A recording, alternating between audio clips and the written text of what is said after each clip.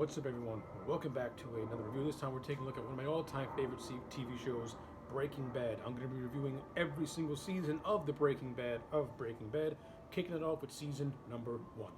Let's waste no time. Let's get into it. Overall, I think Breaking Bad season 1, it's a good introduction to the show as a whole. I personally think season 1 is the worst season, but that's the worst season by default because the show gets better as the seasons progress. But in terms of a weak season 1 is the weakest one of the bunch. Mainly because it moves at a very slow pace, and I understand it's the first season. The show is trying to find its ground, it's trying to find its voice, and you're going through a lot of growing pains because it's trying to set up its major players, major characters, its major story arcs. I get that, I understand that, but to me, it just moves painfully slow. It really, really moves painfully slow. Like for me personally, the show doesn't pick up steam till you get to episode 4, when Walt's family finds out he has cancer. Up to that point, the first 3 episodes of this season are kind of blah to me. They revolve around this character called Crazy 8, and I would have condensed that 3-episode arc into only 2 episodes. Now, first off, the first season consists of 7 episodes. Rumor has it that it was supposed to be 9 episodes. Me personally, I would have made season 1 only 6 episodes.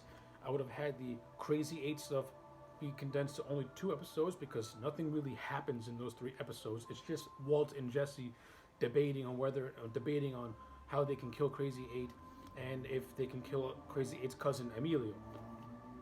That's pretty much what those episodes revolve around. You could it's dragged out. You could easily condense it into 1 episode, and it would have trimmed off meaningless fat, and it would have made the season flow much better.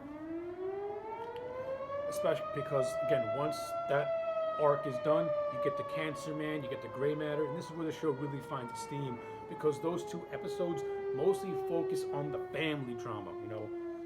Cancer Man focuses on Jesse and his relationship with his family. Cancer Man, and the episode also focuses on Walt pretty much telling his family that he has cancer. Then you get to Gray Matter, where the Schwartz family, where Elliot and Gretchen Schwartz are introduced. We find out that Walt has a history with those 2. And then we get to the last 2 episodes, which introduces us to Tuco, who to me, Tuco is a much more charismatic villain than Crazy 8 was, mainly because Raymond Cruz just gives this completely over-the-top, off-the-wall, manic, crazy performance of a guy who you believe is a legitimate psycho. Tuco as a villain is great. I would have introduced him earlier on in the season, to be honest with you, but hey, it is what it is. So yeah, for me personally, just cut the fat, just take away that 3rd Crazy 8 episode, condense it to 6, and this season would have flowed much, much better. Now, in terms of the acting in the show and the first season, outstanding. Bryan Cranston as Walter White, phenomenal. And it gets even better as the show progresses. But in this first season, he's great. Seeing him as this mild-mannered man who he finds out he has lung cancer. We also find out that not only does he have lung cancer, he's expecting an unexpected child. He's a job as a school teacher, but he's overly qualified to be the school teacher. So, because of the impending doom of cancer, he does not want to leave his family in any financial debt. So he decides to break bad. So he hooks up with a former student of his, and Jesse Pinkman, played awesomely by Aaron Paul, and they decide to cook meth. And that's where the fun and the chaos ensues in this first season. And the chemistry between Cranston and Paul really is what captivates you in this first season. If it wasn't for Cranston and Aaron Paul's chemistry together, no pun intended, the show itself would have just fell flat. And the show would have stopped at a season 1 if Cranston and Aaron Paul were not in the show at all. Those 2 are the anchor. They're the heart and soul of the show. They will make it work. They both sell the premise, and they both sell the characters, and it works for me. But you also got a strong supporting cast as well. You got Dean Norris as Hank. He's hilarious. I love his humor. You got J.R. Smitty as Walter Jr., Walter White's son with cerebral palsy. He put in a good performance. You got Skylar White, played by Anna Gunn. Skylar, I think in season 1, Skylar's at her most likable. As the show progresses, she becomes much more hated. But you still feel but you still feel some sympathy for her in a way. But you also got to, but at the same time, you want to side with Walter White because what he's doing it for her. And when you're watching as a viewer, you feel like, well, I digress, of course, but you know what I'm getting at with Skylar White. She's more likable in this first season as she is in the progressing seasons that follow. And I thought Anna Gunn does a great performance. I like Betsy Brandt as Marie. She's pretty good. She's pretty good to herself as well.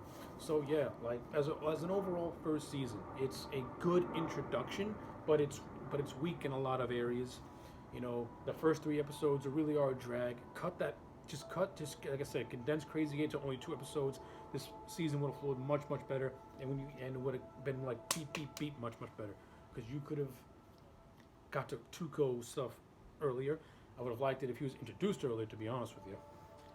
But yeah, but listen, I digress. As an overall first introduction to Breaking Bad, the first season is a good, strong start, which is why I'm gonna give it a solid 7 out of 10.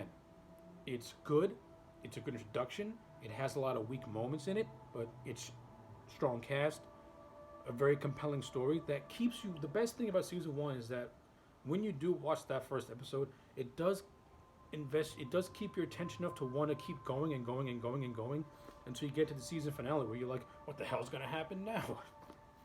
So yeah, in terms of keeping your investment, yeah, 7 out of 10 easy. So yeah, those are my thoughts on Breaking Bad season 1. Let me know yours in the comment sections down below. Do you like it? Do you hate it? I would like to know. Also, let me know what your favorite Breaking Bad season is in the comment sections down below as well. I will reveal my favorite season when I eventually get to that review. Until then, I'll keep you all guessing. Anyway, my name is AJ Legend, and I'll check you all next time for more.